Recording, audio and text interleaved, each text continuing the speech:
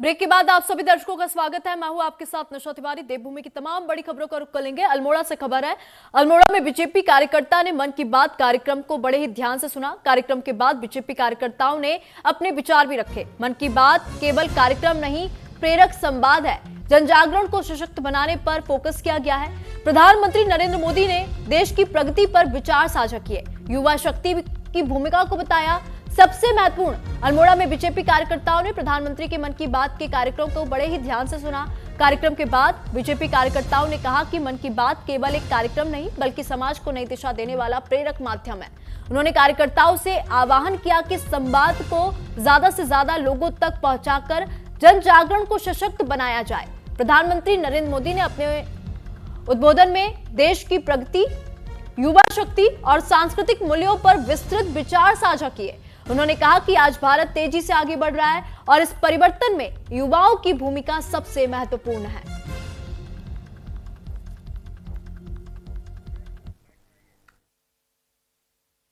माह का जो अंतिम रविवार होता है, इसमें प्रधानमंत्री मोदी जी के मन की बात का कार्यक्रम होता है। तो इसी क्रम में आज बूथ संख्या 155 में हमने कार्यकर्ताओं के संग आज ये मोदी जी के मन की बात का कार्यक्रम सुना, जिसमें मोदी जी द्वारा पूरे देश की जो कार्य हो रहे हैं उन कार्यों के बारे में मन की बात के माध्यम से हमको अवगत कराया जाता है। प्रधानमंत्री की मन की बात का 130वां एपिसोड था और इस माध्यम से प्रधानमंत्री जी देश के युवाओं को, देश के नागरिकों को प्रेरित करते हैं नवाचारों के लिए। जैसा कि उन्होंने बताया कि 2016 में जो स्टार्टअप का जो आंदोलन उन्होंने चलाया था, आज देश का युवा उस ओर आगे बढ़ रहा है और नए नए स्टार्टअप इस देश के अंदर स्थापित हो रहे हैं। हमारे माननीय प्रधानमंत्री जी द्वारा हमको संबोधित किया गया। इसमें इन्होंने रोजगार, स्वरोजगार, किस तरीके से युवा इस तरीके के रोजगार कर रहे हैं जिनसे उनको निरंतर लाभ हो रहा है। मोदी जी ने अपने संबोधन में ये भी बोला कि किस तरीके से आज का जो दिन है, जो नेशनल वोटर्स डे भी माना जाता है, मतदाता दिवस भी माना जाता है इस दिन को, उसके बारे में भी उन्होंने बताया। बाजपुर में नदियों में चुगान के नाम पर खनन की अनुमति, हकीकत में मशीनों से यहां पे अवैध रूप से खनन किया जा रहा है। खनन माफिया मानकों की खुलेआम धज्जियां उड़ाते हुए नजर आ रहे हैं, लेकिन जिला प्रशासन यहां पे चुप्पी साधे बैठा हुआ है। अब जिला प्रशासन के ऊपर गंभीर सवाल खड़े हो रहे हैं। प्रशासन की चुप्पी पर मिली भगत के आरोप लग रहे हैं। अवैध खनन का वीडियो भी सीसीटीवी कैमरे में कैद हो गया। उधम सिंह नगर में कई प्रमुख नदियों में खनन की अनुमति प्रदान कर खनन करने की अनुमति यहां पे दी जाती है, जिसको चुगान कहा जाता है। लेकिन चुगान की जगह खनन माफिया मशीनरी का इस्तेमाल करके खनन के मानकों की धज्जियां उड़ाते नजर आ रहे हैं। लेकिन जिला प्रशासन की चुप्पी कहीं ना कहीं जिला प्रशासन की इन्वॉल्वमेंट भी दर्शा रहा है। बताते चले कि जनपद की कोसी नदी, जो कि जिले के सुल्तानपुर पट्टी क्षेत्र में है, इस क्षेत्र में 1 दशक से खनन कारोबार किया जा रहा है। इसी की आड़ में अवैध खनन को अंजाम दिया जाता है। अवैध खनन इतना बढ़ चुका है कि सरकार के राजस्व में करोड़ों का चूना लगा चुका है, जो कि जिले के बड़े अधिकारियों की देखरेख में चलता है। इसी बीच 2 सालों से उत्तराखंड में अवैध खनन को रोकने के लिए एक प्राइवेट कंपनी को टेंडर दिया गया। उसके बाद इस कंपनी ने अवैध खनन को अंकुश लगाने के लिए चौकियां बनाई, लेकिन ये भी अंकुश नहीं लगा सके। जिले के खनन अधिकारी चुप्पी साधे बैठे हुए हैं, मूक दर्शक बने बैठे हुए हैं। वहीं अवैध खनन का वीडियो भी सीसीटीवी कैमरे में कैद हो गया।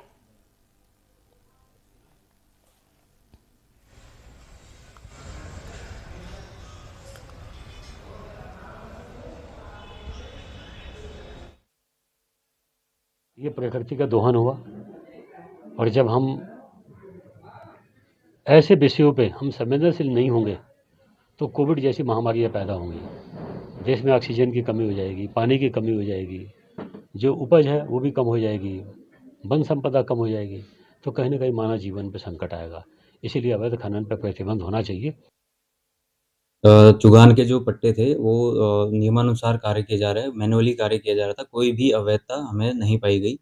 और जहाँ तक जो वीडियो में ट्रैक्टर जो हमें दिखे थे उसके संबंध में हमारे द्वारा नोटिस प्रेषित किया गया है और हमें जो भी सूचना मिलती है, कभी भी कोई शिकायतें आती हैं तो लगातार हम क्षेत्र में कार्रवाई करते रहते हैं और भविष्य में भी बिल्कुल कार्रवाई की जाएगी। किसी भी अवैध गतिविधि को नहीं चलने दिया जाएगा। तो जब जब शीतकालीन यात्रा की शुरुआत होती है तो देश विदेश से लाखों श्रद्धालु उत्तराखंड पहुंचते हैं। इस साल भी चारधाम यात्रा बेहद नजदीक है और बद्रीनाथ धाम के कपाट 23 अप्रैल सुबह 6:15 पर खुलने जा रहे हैं। ऐसे में सबसे बड़ा सवाल यही है कि शीतकालीन यात्रा में बद्रीनाथ और केदारनाथ यात्रा को लेकर तैयारियां कितनी पूरी है और व्यवस्थाओं को लेकर क्या खास इंतजाम किए गए हैं। इन्हीं सभी मुद्दों पर हमारे संवाददाता हरिवंश वशिष्ठ ने बद्रीनाथ केदारनाथ मंदिर समिति के अध्यक्ष हेमंत द्विवेदी से खास बातचीत की। इस बातचीत में चारधाम यात्रा की तैयारियों, बीते 8 महीनों की चुनौतियों, पर्यटन और स्थानीय कारोबार पर यात्रा के असर, बीकेटीसी के कार्यकाल के अहम फैसलों के साथ साथ चारधाम परिसरों में कैमरा और मोबाइल फोन पर संभावित प्रतिबंध जैसे मुद्दों पर विस्तार से चर्चा की। क्या कुछ कहा, ये आपको सुनवाते हैं। यात्रा शुरू होती है तो देश और विदेश से भारी संख्या में श्रद्धालु उत्तराखंड पहुंचते हैं। अब ऐसे में चारधाम यात्रा भी शुरू होने वाली है और बद्रीनाथ धाम के कपाट की खुलने की जो है तिथि तय हो गई है। बातचीत करने के लिए, व्यवस्थाओं को सुचारू रूप से बनाने के लिए हमारे साथ मौजूद है बीकेटीसी के अध्यक्ष हेमंत द्विवेदी जी। सर, जैसे कि अब चारधाम यात्रा भी शुरू होने वाली है और बद्रीनाथ कपाट खुलने वाले हैं, तो ऐसे में क्या कुछ व्यवस्था रहने वाली है, क्योंकि भारी संख्या में श्रद्धालु आ रहे हैं और हर साल लगातार जो है श्रद्धालु बढ़ते नजर आ रहे हैं, तो ऐसे में बीकेटीसी की क्या कुछ विशेष तैयारी रहने वाली है? बहुत बहुत धन्यवाद आपका। जैसे कि हम सबको विदित है कि जो चारधाम है पूरा भारत ही नहीं पूरी दुनिया के आस्था के केंद्र हैं और करोड़ों तीर्थयात्री यहाँ पर भारत ही नहीं पूरी दुनिया से यहाँ पर दर्शनों के लिए आते हैं। श्री बद्रीनाथ जी के कपाट खुलने से लेकर जो यात्रा का कपाट खुलने की यात्रा जो प्रारंभ होती है वो सबसे पहले जो कि भगवान बद्री केदार के कपाट खुलते हैं, जो वर्षों से जो हमारी परंपरा चली आ रही है कि राजा टिहरी की जो महल है नरेंद्र नगर में, वहां से जो है विधि विधान से इसकी जो है कि तारीख तय की जाती है और बसंत पंचमी के दिन जो है कि भगवान बद्रीनाथ जी के कपाट खोलने की तिथि तय हुई है, जो 23 अप्रैल 2026 को प्रातः 6:15 पर ब्रह्म मुहूर्त में जो है पूरे विधि विधान के साथ में जो है कि कपाट खोले जाएंगे। और जो फरवरी में शिवरात्रि के दिन जो है कि भगवान बाबा केदार के कपाट खोलने की तिथि तय की जाएगी। इस बार जिस प्रकार से आपने गत वर्ष देखा है 2025 में भी लगातार जो है कि तीर्थयात्रियों की संख्या में जो है कि बढ़ोतरी होती जा रही है और लगातार जैसा कि मैंने कहा कि आज भारत ही नहीं पूरी दुनिया का आस्था का केंद्र और लाखों यात्री जो है कि देश भर से यहाँ पर आते हैं। जिस प्रकार की आपदा, इस बार आपदा का टाइम पर आपने देखा है कि जगह जगह क्लाउड ब्लस्ट और रोड जो है कि लैंडस्लाइड हुआ, उसके बाद भी जो आपदा थी वो आपदा जो है आस्था जो है आपदा पर भारी रही और लाखों की संख्या में जो है लगभग 54 लाख से ज्यादा तीर्थयात्रियों ने 2025 में जो है कि चारों धामों में तीर्थयात्रा की थी, जिसमें 18 लाख लोग जो है कि केदारनाथ जी में आए थे और लगभग जो है कि 17 लाख 17.5 लाख से ऊपर जो है तीर्थयात्री हमारे श्री बद्रीनाथ जी में थे। जहां तक कपाट खुलने के बाद में हमारी जो यात्राओं को लेकर 2026 की यात्रा का शुभारंभ हो गया है। सभी तैयारियां जो है शासन स्तर पर हमारे प्रदेश के यशस्वी मुख्यमंत्री आदरणीय पुष्कर सिंह धामी जी के नेतृत्व में जिस प्रकार 2026-25 की जो सफल यात्रा रही है, उससे अधिक और अच्छी संख्या में तीर्थयात्री यहाँ पर पहुंचे, उसको लेकर बैठकों का दौर शुरू हो गया है। पहली बैठक शासन स्तर पर हो चुकी है, उसमें काफी सारे लोगों से विचार विमर्श करने के बाद किस प्रकार की यात्राएं रहेंगी। बद्री केदार मंदिर समिति का जो है कि प्रमुख दायित्व रहता है कि जो देश भर से लाखों तीर्थयात्री वहां पर पहुंचते हैं उनको किस प्रकार से सुलभ, सरल और सुरक्षित दर्शन हम मुहैया कराएं, उसको लेकर हम संकल्पबद्ध हैं, कटिबद्ध हैं। उसको लेकर हमारी व्यापक तैयारियां चल रही है कि किस प्रकार तीर्थयात्रियों को हम अच्छी वहां पर जो है कि क्योंकि वो उत्तराखंड में आते हैं तो उत्तराखंड से यहाँ से, क्योंकि देव भूमि के नाम से उत्तराखंड का पूरे देश के अंदर पहचान है, पूरे विश्व के अंदर पहचान है, यहाँ से एक अच्छा संदेश लेके जाएं। और इस बार मैं कह सकता हूँ कि यात्रियों की संख्या में और बढ़ोतरी होने वाली है और लगातार जिस तरह से आप देख रहे हैं कि तीर्थयात्रियों का जनसैलाब जो है उत्तराखंड देव भूमि के अंदर आ रहा है।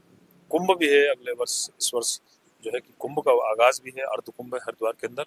मैं समझता हूँ कि तीर्थयात्रियों की जो है कि काफी संख्या यहाँ पर पहुंचने वाली है। उसको लेकर हम लोग जो है कि पूरी व्यापक तैयारियां हमने शुरू कर दी है। पहला दौर की बैठक हो चुकी है और उसके बाद लगातार बैठकों का दौर और किस प्रकार से हम वहाँ पर कैसे हम व्यवस्थाएं कर सकते हैं, तीर्थयात्रियों का जो मूवमेंट रहता है, संख्या को किस तरह से हम उनको सभी को हम सुलभ और सरल दर्शन कैसे कराएं, उसको लेकर हमारी पूरी तैयारी। और जो यहाँ की आर्थिकी भी है, जो हमारा चार धाम का रूट है, उसी रूट पर जो है इस राज्य की एक बहुत बड़ी आर्थिकी जो है कि उससे जुड़ी हुई है। गत वर्ष भी देखिए जिस प्रकार से कारोबार हुआ है, 600 करोड़ से ऊपर का कारोबार जो है कि उस तीर्थ यात्रा रूट पर जो है कि सभी जगह हुआ है, चाहे वो पर्यटक, चाहे वो होटल व्यवसाय हो, चाहे वो टैक्सी वाले हों, चाहे गाड़ियों वाले हों, चाहे दुकान वाले हों, चाहे चाय की दुकान हो, बहुत सारे लोग, सबकी कहीं ना कहीं आर्थिकी उससे जुड़ी हुई है। और निश्चित ही जिस प्रकार से इसकी ब्रांडिंग देश के यशस्वी प्रधानमंत्री जी ने पूरे देश दुनिया के अंदर जो है कि आज चारों धामों को बद्रीनाथ केदारनाथ जी विशेष रूप से पहले प्रधानमंत्री देश के, मैं समझता हूँ कि जिन्होंने 6 बार जो है कि बाबा केदार के दर्शन किए और एज ए प्रधानमंत्री रहते हुए जो है कि माननीय प्रधानमंत्री जी का वहां पर आगमन हुआ है, तो ये हम सब के लिए बड़ी गौरव की बात है। और उत्तराखंड एक छोटे से राज्य के प्रति उनका एक विशेष लगाव है। मैं समझता हूँ कि उसको लेकर काफी वहां पर कारोबारी हैं, जो हमारे स्थानीय स्टेक होल्डर हैं, और सबका सहयोग इसमें सभी हमारे जो तीर्थ पुरोहित हैं, हमारे मंदिर समिति के कर्मचारी हैं, रात दिन मेहनत करके जो है कि वहां पर काम करते हैं। उन सब ने एक टीम वर्क के साथ में काम किया और अभी आने वाले समय में आप देखिए अभी कपाट खुलने का समय हो गया, यात्रा की तैयारियां प्रारंभ होगी, तो सबका सहयोग है। अपने कैमरा पर्सन आशु भगत के साथ में हरिवंश वशिष्ठ, न्यूज इंडिया, देहरादून। तो वही कालाढूंगी तहसील में आयोजित प्रवर्तन समिति की बैठक में एसडीएम कालाढूंगी विपिन चंद्र पंत ने सभी भूमि संबंधित मामलों में सुनवाई करते हुए कई मामलों का मौके पर ही समाधान किया, जबकि कई मामलों में हल्का पटवारी और कानूनगों को 1 हफ्ते के अंदर मामला निपटाने के निर्देश दिए। डीएम नैनीताल ललित मोहन रायल के निर्देशन और एसडीएम विपिन चंद्र पंत की अध्यक्षता में हर शनिवार को कालाढूंगी तहसील में प्रवर्तन समिति की बैठक के जरिए क्षेत्रवासियों के भूमि संबंधित मामलों को सुना जाता है और उनके समाधान की तुरंत कार्रवाई की जाती है, ताकि क्षेत्रवासियों को लंबे प्रोसेस से ना गुजरना पड़े। इस दौरान उप प्रभारी निरीक्षक कोतवाली पंकज जोशी, नगर पालिका अधिशासी अधिकारी अभिनव कुमार सहित तमाम राजस्व कर्मचारी मौजूद रहे।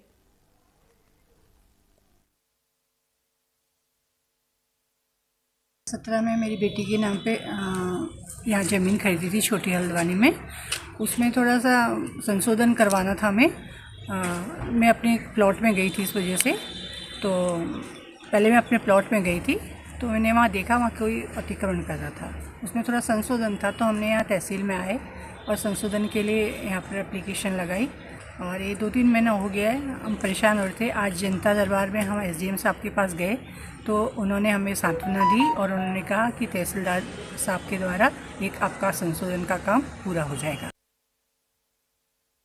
दरबार जो सरकार ने लगाया बहुत अच्छा, मतलब ये पहल है। और उसमें आज हम कालाढूंगी के तहसील उसमें पहुंचे हैं, जिसमें एसडीएम साहब को जो हमने एप्लीकेशन दी थी वो एप्लीकेशन दी थी। देचोरी एक दे गाँव हमारा पड़ता है, गांव पड़ता है, जिसमें संदीप आनंद नाम का जो एक बिल्डर है उसके द्वारा ये मान के चले कि 2-3 से इतने वर्षों से गोपाल सिंह जी हमारे कृषक हैं, किसान हैं, इनको इतना प्रताड़ित कर दिया गया है कि ये मान के चलिए इनके ऊपर केस पे केस, एफआईआर पे एफआईआर। अब ये मान के चलिए इतनी एफआईआर हो चुकी है, ये इतने पीड़ित हो चुके हैं। 19 प्रकरण हमारे यहाँ पर आए हुए हैं, जिनमें हमारे 3 प्रकरणों का निस्तारण वहाँ पर हो गया था और शेष जो प्रकरण थे वो पैमाइश से संबंधित होने के कारण उनमें 3 दिवसों का समय दे दिया गया है। कंसर्न जो हमारे जो रेवेन्यू ऑफिसर्स हैं उनको 3 दिवस का समय दिया है। कुछ प्रकरणों में 1 वीक का टाइम दिया है, क्योंकि यहाँ पर हमारा डिजिटल क्रॉप सर्वे का कार्य भी चल रहा है और साथ ही जो है उसमें एक प्रॉपर पैमाइश की, एक मेजरमेंट की और डिमार्केशन एक्सरसाइज की जरूरत पड़ेगी। चंपावत जिले में लंबे समय से बारिश न होने के चलते जिले के पर्वतीय क्षेत्रों में किसानों के जरिए खेतों में बोई गई फसल पूरी तरह से सूख चुकी है, जिस कारण किसान पूरी तरह मायूस हो चुके हैं। जिला किसान संगठन के पूर्व जिला अध्यक्ष नवीन करायत और जिला मीडिया प्रभारी मोहन चंद्र पांडे ने जानकारी देते हुए कहा कि अक्टूबर के महीने से एक बूंद पानी नहीं बरसा, जिस कारण किसानों की फसलें पूरी तरह से सूख चुकी है। उन्होंने पर्वतीय क्षेत्र की किसानों की आजीविका पूरी तरह खेती पर है, वो ये कहे, और पशुपालन पर निर्भर रहती है। किसानों पर बैंक का ब्याज और भी चढ़ चुका है।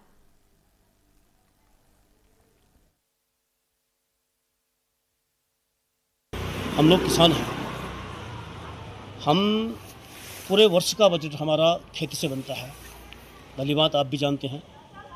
तो पिछले 5 महीनों से हमारे क्षेत्र में बारिश नहीं हुई है, जिसकी वजह से हमारे कामों में बहुत बड़ा असर पड़ने जा रहा है खेती में।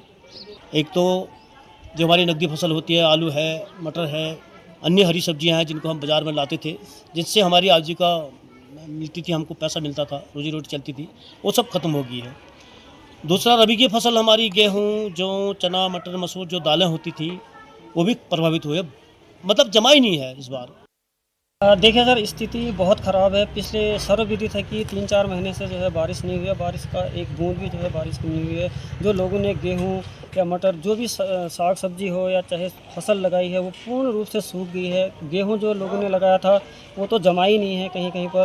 तो इस समय जो है बहुत बुरी दशा है। इससे पहले आपने देखा होगा जो सीट्रस फल जो सीमांत क्षेत्र में सीट्रस फल जो होते हैं उनका भी 2-3 रुपये 4 रुपये मार्केट भाव था, जो सीमावर्ती क्षेत्रों से मार्केट तक लाना एक बहुत बड़ा चैलेंज है, बल्कि वो अभी तक पेड़ों में सूख रहे हैं। तो किसान देखिए, किसान जो है हर जगह से किसान मायूस है, हर जगह से किसान को नुकसान हो रहा है।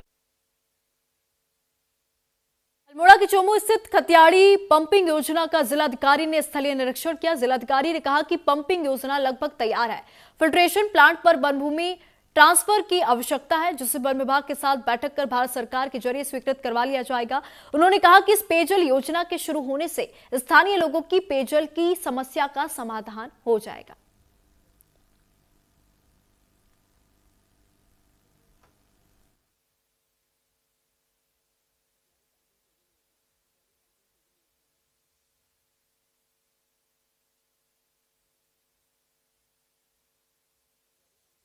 है तो उधर निरीक्षण जो हमने करा, इनफिल्ट्रेशन वेल हमारा तैयार हो गया। आगे हमारा जो पंप थे वो भी तैयार हो गए थे, बट बीच में जो हमारा फिल्ट्रेशन टैंक था वो तैयार नहीं हो पा रहा था।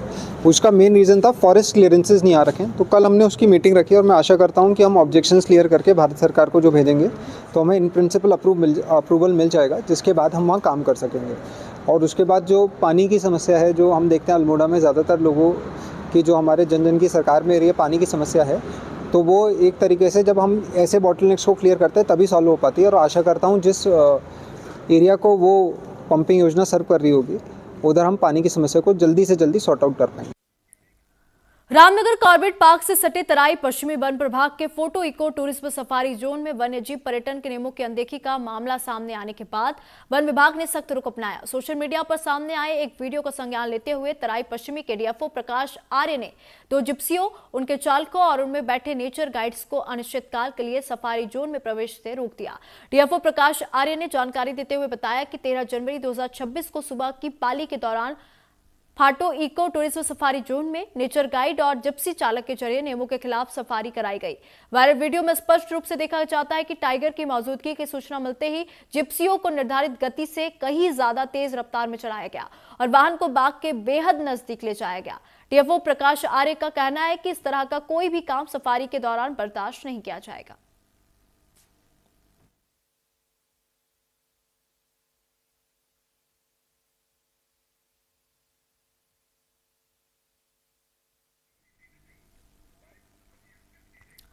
हरिद्वार के जगजीतपुर क्षेत्र में फिर सड़क पर हाथियों का झुंड नजर आया, जहां जगजीतपुर के लक्सर हरिद्वार हाईवे पर 3 हाथियों को देखा गया। इस क्षेत्र में हाथियों की लगातार आवाजाही जारी है, जिससे पूरे इलाके में हड़कंप की स्थिति बनी हुई है। वहीं वन विभाग इस पूरे मामले पर नकेल कसने में नाकाम साबित हुआ। हाथियों के हाईवे से गुजरने पर एक स्कूटी सवार बाल बाल बच गया, जिसको लेकर स्थानीय निवासियों ने मांग किया कि वन विभाग वन्य जीवों को रोकने के लिए जरूरी कदम उठाए। साथ ही लोगों ने वन विभाग से तुरंत कार्रवाई की मांग भी की है।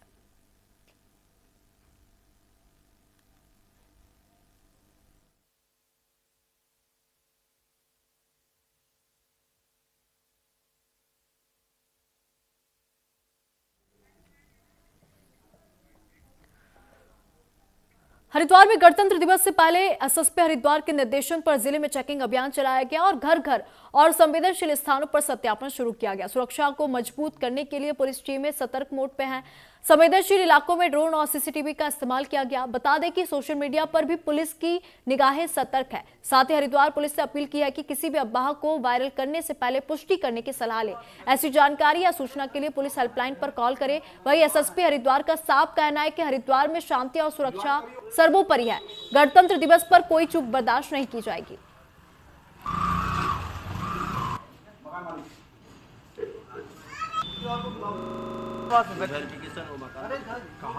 तो देखिए, गणतंत्र दिवस को लेकर यहाँ पे एसएसपी हरिद्वार के निर्देश पर जिले भर में चेकिंग अभियान चलाया जा रहा है।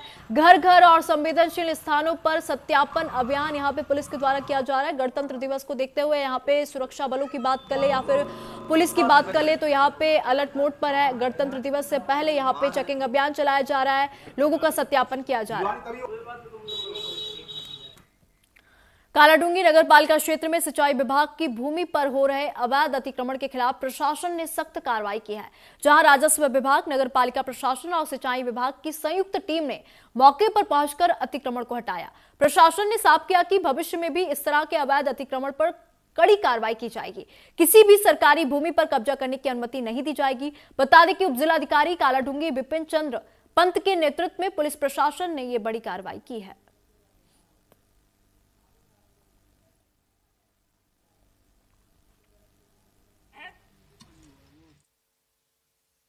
बस्ती में तारबार के साथ में जो है कुछ इन्होंने जो फेंसिंग करने का एक केस आया था और यहाँ पर जो है नहर जो क्योंकि हमारी जो पब्लिक यूटिलिटी पब्लिक लैंड जो थी उसको एनक्रोचमेंट अस्थायी रूप से करने का एक प्रकरण सामने आया था।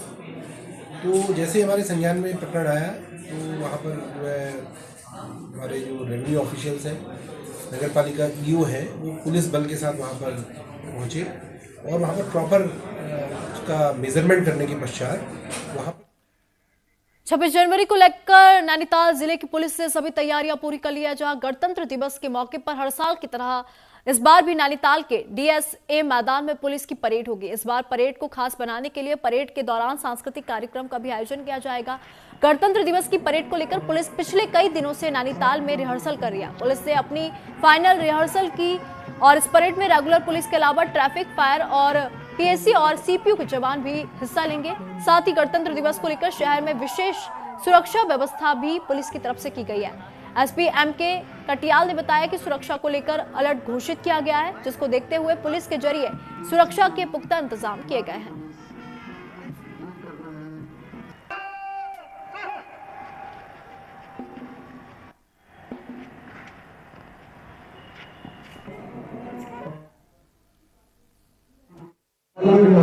सेलिब्रेशन है उसका परसों जो रिपब्लिक डे सेलिब्रेशन है उसका हम लोगों ने ड्रेस रिहर्सल आज किया है, फुल ड्रेस रिहर्सल, और इसमें सभी जो विभाग हैं उनकी टोलियों ने इसमें पार्टिसिपेट किया है और उनको जो भी इसमें शॉर्टकमिंग्स हैं उसके बारे में इनको पॉइंट आउट किया गया है और कैसे उस सेलिब्रेशन को हम बेटर बना सकें उसके बारे में सब लोगों को इसमें आवश्यक दिशा निर्देश एसएसपी महोदय द्वारा दिए गए हैं। और अभी इसके बाद हम लोग स्टिल 1-2 रिहर्सल अभी और करेंगे।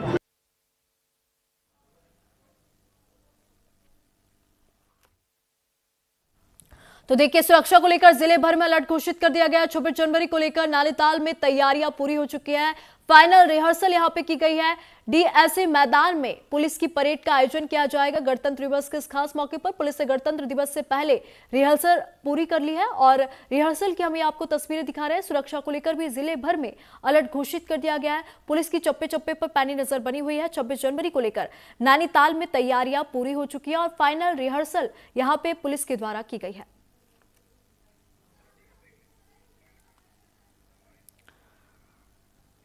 देवभूमि की खबरों में फिलहाल इतना ही। वक्त हो चला है छोटी सी ब्रेक का, कहीं मचाएगा, चल लौटेंगे।